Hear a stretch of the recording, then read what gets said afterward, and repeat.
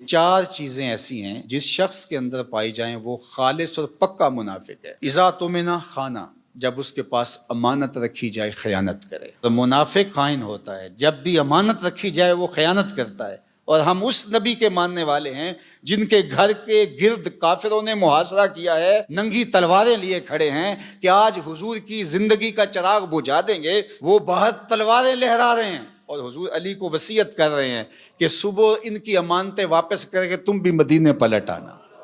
ہم اس نبی کے ماننے والے ہیں، تو کس طرح ہم امانت میں خیانت کر سکتے ہیں؟ اس شخص کا دین ہی نہیں ہے جس کے پاس امانت نہیں ہے۔ اور امانت صرف مال کی نہیں ہے، المجالس بالامانہ۔ اگر کسی مجلس میں کوئی ایسی بات ہوئی ہے تو وہ مجلس تک رہنی چاہیے، باہر اس کو مشتہر نہ کیا جائے، بلکہ تم سے کوئی شخص بات کرے اور بات کرتے ہوئے دائیں بائیں دیکھے تو اس کا مطلب یہ ہے کہ وہ ڈر رہا ہے کہ کوئی اور نہ سن لے، تو اس بات کو بھی آپ امانت کے طور پہ اپنے پاس رکھنے کے پابند ہیں، اس لیے کہ اس نے آپ پر اعتماد کیا اور اس نے آپ کو بتائی اور آپ نے اس کی تشہیر کر دی، تو پھر یہ بدترین صورتحال ہے۔ تو فرمایا مومن کی کیا شان ہے کہ وہ امانت دار ہوتا ہے، اور منافق کی پہلی علامت کیا بتائی؟ اذا تمنا خانہ، جب اس کے پاس امانت رکھی جائے تو وہ خیانت کرتا ہے۔ واذا حدث کذب، اور جب وہ بولتا ہے جھوٹ ہی بولتا ہے۔ مومن کا جھوٹ سے تعلق کیا؟ مومن تو سچ کا خوگر ہے، مومن کی زبان سے تو خیر پھوٹے گی، سچائی پھوٹے گی، جھوٹ کیسے پھوٹ سکتا ہے؟ اور ایک حدیث میں آیا، حضور نے فرمایا الا انبئکم باکبر الکبائر، میں تمہیں بڑے بڑے گناہوں کی خبر نہ دوں؟ جو بڑے گناہ ہیں ان میں بھی جو بڑے ہیں ان کی خبر نہ دوں؟ تو صحابہ نے کہا کیوں نہیں حضور، ارشاد فرمائیے۔ تو آقا کریم نے فرمایا الاشراک باللہ، اللہ کے ساتھ کسی کو شریک ٹھہرانا۔ پھر ارشاد فرمایا وعقوق الوالدین، والدین کی نافرمانی کرنا۔ وجلس وکانا متکئا، تیسری چیز بیان کرنے کے لیے حضور ایسے ٹیک لگائے بیٹھے تھے، حضور نے ٹیک چھوڑ دی، بات کی اہمیت کو اور اجاگر کرنا تھا۔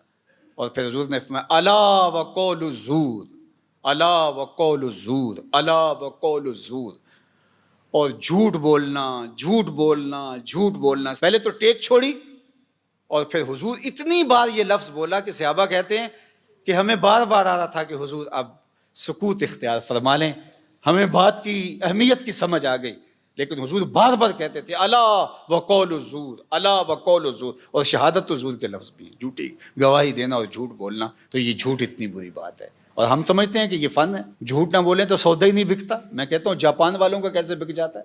پوری دنیا بیچ رہی ہے، ہمارا نہیں بکتا۔ ہم پھر سودا نہیں بیچ رہے، ہم جھوٹ بیچ رہے ہیں، جو بیچیں گے کمائی بھی پھر اس کے مطابق ہو۔ تو فرمایا جب بولے جھوٹ بولے، یہ منافق کی علامت بتائی گئی۔ وَإِذَا عَاهَدَ غَدَرَ، اور جب عہد کرے تو عہد کو توڑ دے۔ لا دین لمن لا عہد لہ، اس کا دین ہی نہیں ہے جس کا عہد نہیں ہے۔ ہمارے ایک ذمہ دار شخص نے یہ بات میڈیا کے سامنے کہی تھی کہ جو عہد ہے، وعدہ ہے، وہ کوئی قرآن و حدیث ہے؟ ہاں قرآن و حدیث ہے۔